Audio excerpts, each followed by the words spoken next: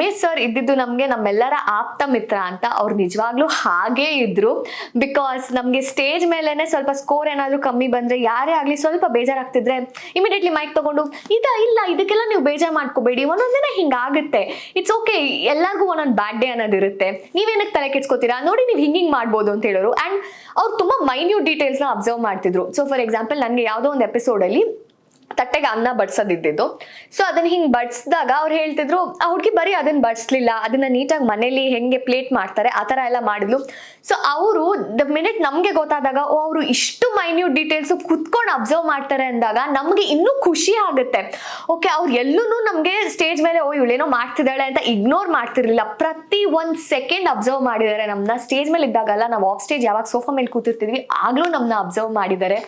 So judges panel ಅಂತೂ ನಾನು ಹೇಳ್ದಂಗೆ ಇಂಪ್ರೆಷನ್ ಬದಲಾಯಿಸ್ಬಿಟ್ಟು ನಮ್ಗೆ, ಇವರು ಎಲ್ಲ ಸ್ಟ್ರಿಕ್ಟ್ ಇರ್ತಾರೆ, ಇವ್ರಿಗೆಲ್ಲ ಇಷ್ಟೊಂದು ಎಕ್ಸ್ಪೀರಿಯನ್ಸ್ ಇರುತ್ತೆ, ಆ ಥರ ಏನೂ ಇಲ್ಲ. ಅವರೆಲ್ಲ ನಿಜವಾಗ್ಲೂ ತುಂಬಾ ಸ್ವೀಟ್, ಹಂಬಲ್ ಅಂಡ್ ನಮ್ಗೆ ತುಂಬಾ ಒಳ್ಳೆ ಗುರುಗಳಾಗಿದ್ರು 4 ಜನ.